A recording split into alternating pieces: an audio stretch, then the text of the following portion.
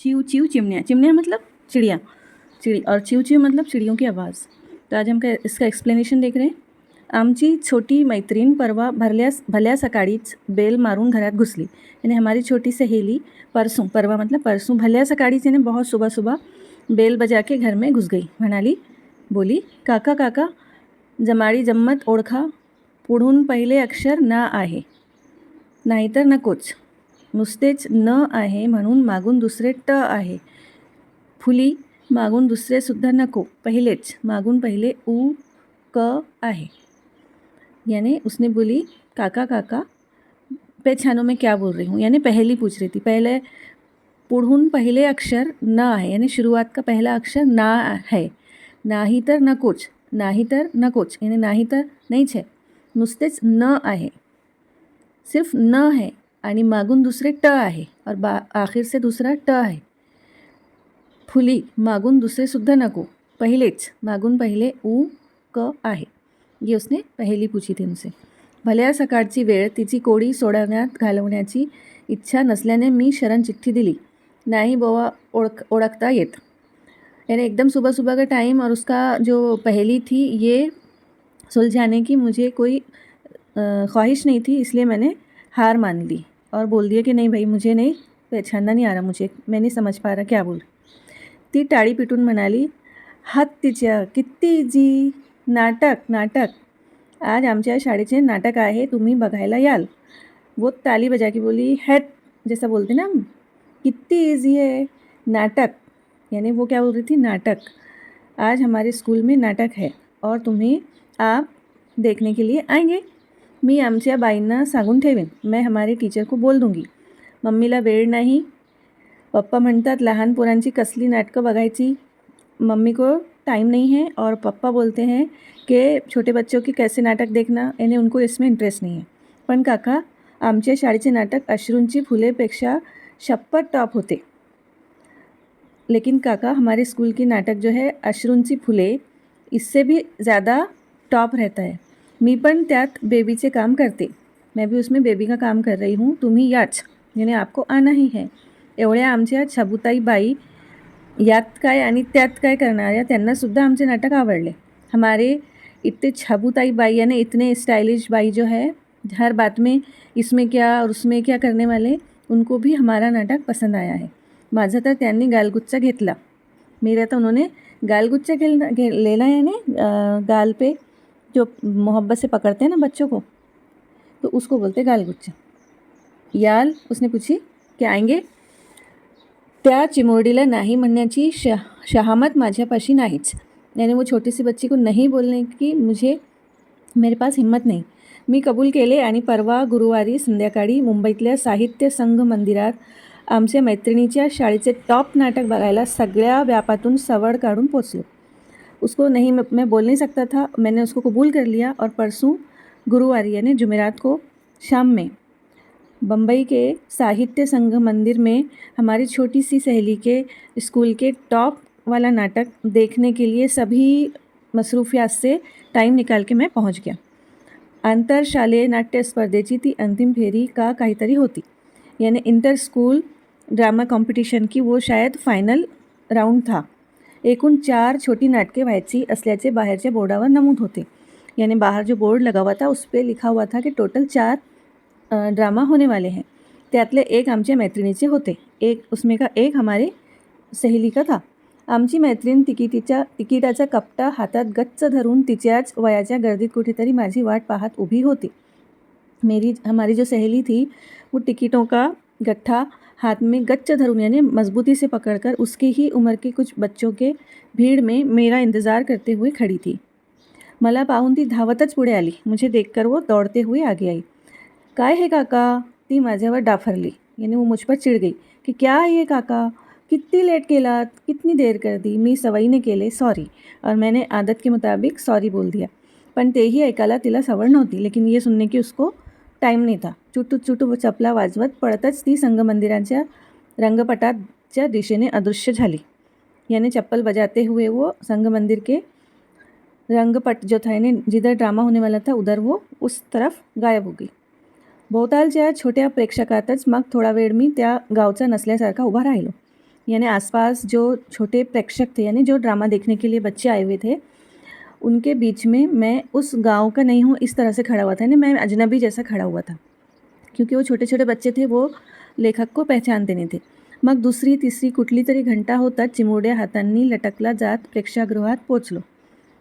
फिर दूसरे तीसरी कोई तो भी घंटी बजी, तब मैं छोटे छोटे हाथों से लौटते हुए मैं प्रेक्षागृहात में पहुंच गया, यानी ऑडिटोरियम में पहुंच गया. प्रेक्षागृह यानी ऑडिटोरियम, जहाँ नाटक वगैरह होते. या इटुकल्या पिटुकल्या प्रेक्षक वर्गाची बडदास्त जेमतेम 15-20 मिनिटेच राखून हैरान झालेल्या द्वारपालाने मला एका खुर्चीत कोंबले.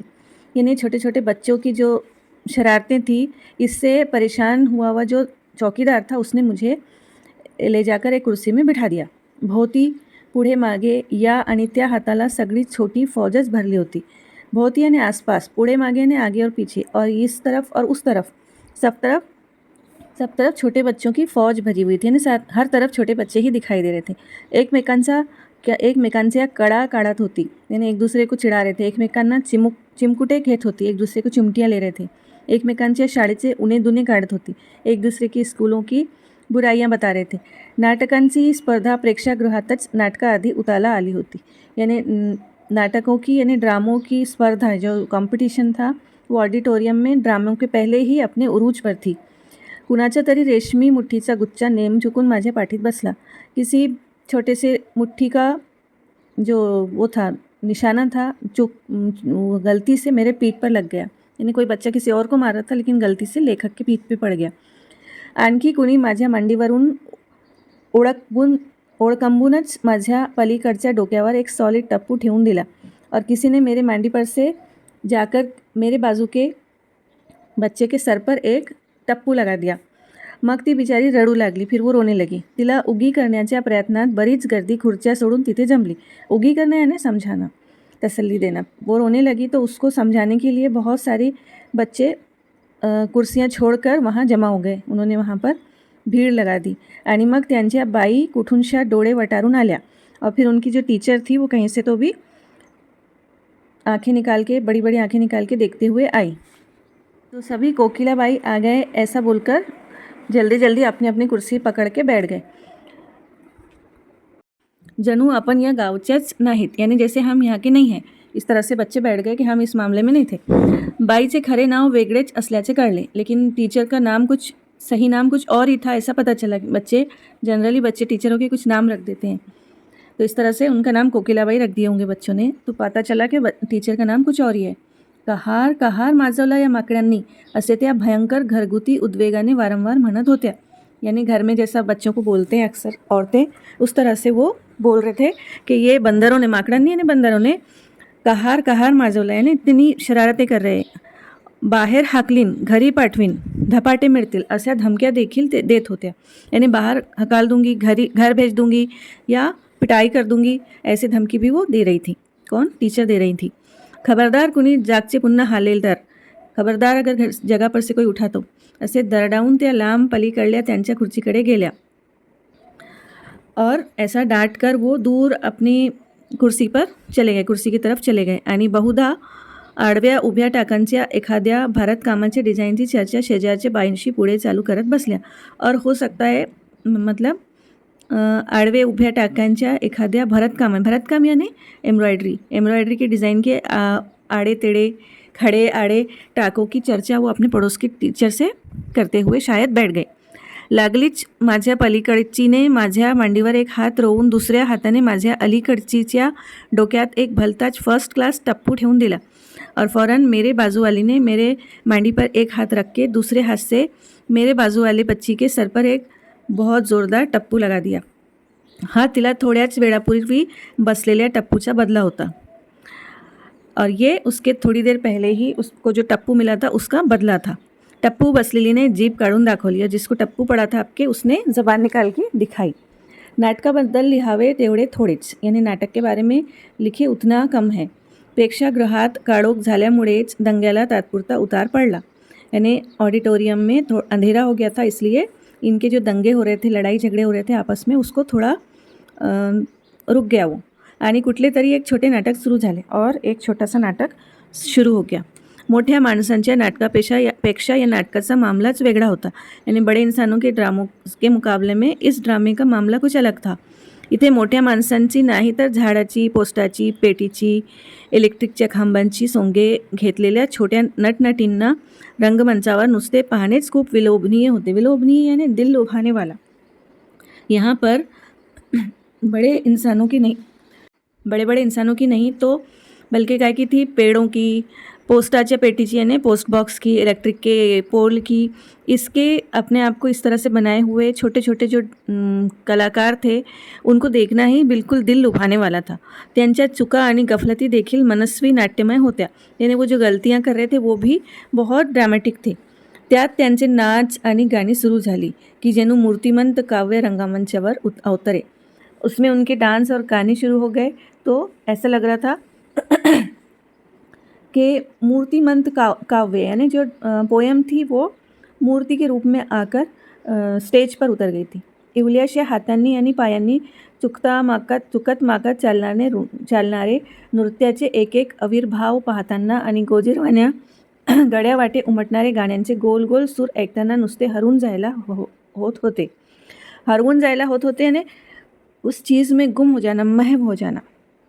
इवल्याशा हातांनी आणि पायांनी यानी छोटे छोटे हाथों और पैरों से चुकत माकत चालनारे नृत्याचे एक एक आविर्भाव यानी गलतियां करते हुए कैसे भी जो वो नाटक कर रहे थे उसका एक एक जो एक्ट था उसको देखना और मासूम मासूम गले से जो आवाज़ें निकल रही थी गाने की, जो सुर निकल रहे थे, ये सब देखकर जो लेखक था वहाँ पर गुम हो गया था, मैं हो गया था. नाटकात नाट्य कमी जास्त असले तरी या चिमण्या कलावंतात मात्र ओतप्रोत होते. नाटक में यानी ड्रामे में अगर नाटक कम था तो भी ये छोटे छोटे बच्चों में वो भरा हुआ था, ॲक्टिंग भरी हुई थी. आमच्या छोट्या मैत्रिणीने मधून जीभ बाहेर काढत आणि एरवीच्या सवयीनुसार उगीचेच नाकाखालून मनगट फिरवत तिचे काम जरा घाईनेच पण चोख म्हटले. हमारी छोटी जो मैत्रीण थी, जो सहेली थी, वो बीच बीच में ज़बान बाहर निकाल कर यानी उसकी आदत के मुताबिक बीच बीच में ज़बान बाहर निकालती और उसकी आदत के मुताबिक उगीचच नाका खालून मनगट फिरवती ने. उसकी आदत थी कि नाक के नीचे से हाथ कलाई घुमाती थी. अक्सर बच्चों को ऐसी आदत होती. तो ऐसा करते करते उसने अपना काम जल्दी लेकिन सही तरीके से उसने अपने डायलॉग बोले. मधूनच ती रंगमंचावरच्या झगझगीत प्रकाशात डोळे किलकिले करून प्रेक्षागृहात मी कुठे बसलो आहे ते देखील धीटपणे निहाळत होती. और बीच बीच में वो आँखों को बारीक करके रोशनी, जो तेज़ रोशनी थी स्टेज पर, वहाँ से मुझे गौर से देख रही थी कि मैं किधर बैठा हुआ हूँ. हे मला कधीच जमले नसते और ये मुझे कभी भी करते नहीं आ सकता था. यानी अगर मैं लेखक कह रहा है कि अगर मैं स्टेज पर ड्रामे में पार्ट लेता तो मैं ऐसा कभी नहीं कर सकता था, लेकिन वो जो उनकी छोटी मैत्रीण थी, छोटी सहेली थी, वो ऐसा कर रही थी. नाटके संपल्यावर मी तिला हे सांगून टाकले तशी ती खुश झाली और मैंने ड्रामा ख़त्म होने के बाद मैंने उससे बोल दिया कि मैं ऐसा नहीं कर सकता था. तो इतना बोलने पर वो खुश हो गई.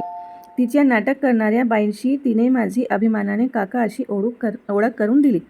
उसके जो ड्रामा तैयार करवाने वाली टीचर थी उसने बड़े फ़ख्र के साथ कि मेरे काका है ऐसी पहचान करा दी. तिला सोबत म्हणून शाळेच्या बसमधून मला घरापर्यंत सोडण्यात आले. यानी उसके साथ मैं हूँ इसलिए बस में, स्कूल की बस से मुझे घर तक छोड़ दिया गया. वाटेत त्या सगळ्या चिमुरड्या कसली इंग्रजी मराठी गाणी ओरडत होत्या. रास्ते में वो सभी छोटे बच्चे मराठी और इंग्लिश के गाने गा रहे थे. सायोनाराचे काहीतरी ठसक्यात मोठमोठ्यांदा म्हणत होत्या. सायोनारा के बारे में कुछ तो भी बहुत ज़ोर ज़ोर से बोल रहे थे. हिप हिप हुर्रेचे केवढे तरी गजर करत होत्या और हिप हिप हुर्रे भी, उसका भी शोर मच रहा था. बस दनानत होती, यानी बस में ये चीज़ों का शोर था, गानों का, और जो भी बच्चे बातें कर रहे थे, नारे लगा रहे थे, उसका शोर था. उसकी वजह से बस दनानत होती, ऐसा कहा गया. रस्त्यावरची माणसे वळून वळून बघत होती. रास्ते पर के लोग जो जा रहे थे वो पलट पलट के देख रहे थे. वळून वळून मतलब पलट पलट के. बसमधल्या हर्षभरीत चिमण्या खिदळत होत्या और बस में जो बैठी हुई लड़कियां थी वो खिलखिला रही थी, खुशी से गात होत्या, चिवचिवत होत्या, यानी गाने भी गा रही थी और चहचहा रही थी. मैं और उन बच्चों की टीचर खामोश बैठे थे. वाटत होते की हे प्रौढपणाचे नको नको म्हणता अंगाला चिकटून बसलेले वाईट अगदी दुष्ट नाटक हे एकदाच उचकटून फेकून देता आले असते तर केवढे छान झाले असते, केवढे मोकळे आणि हलके वाटले असते. ऐसा लग रहा था कि ये बड़ेपन का ना चाहते हुए भी हमारे साथ जो चिपक गया है, ख़राब, बिल्कुल ख़राब. ये नाटक जो है हम बड़े लोग जो कर रहे हैं, ये एक बार हम निकाल कर फेंक सकते. यानी ये जो नाटक करते हैं हम बड़े लोगों में इतनी सच्चाई नहीं होती जिस तरह से छोटे बच्चों में होती. लेखक का ये मतलब है. तो हम जो नाटक कर रहे हैं अच्छे होने का, अगर ये हम निकाल के अलग कर सकते अपने आप से तो कितना अच्छा हो जाता, कितना हल्का हमें महसूस होता. तो इस तरह से हमने मराठी के इस चिव चिव चिमनिया इस लेसन को समझा है हिंदी में, उर्दू में. इसके एक्सरसाइज हम अगले वीडियो में देखेंगे. तो अगर आपको समझ में आया तो कमेंट कीजिए, नहीं समझ में आया तो भी कमेंट कीजिए. जहाँ भी आपको लगता है कि ये चीज़ आपको समझ में नहीं है, आप कमेंट कर सकते हैं. तो अगले वीडियो में हम स्वाध्याय देखेंगे और इसमें एक पत्र भी लिखना है, वो भी हम लिखेंगे.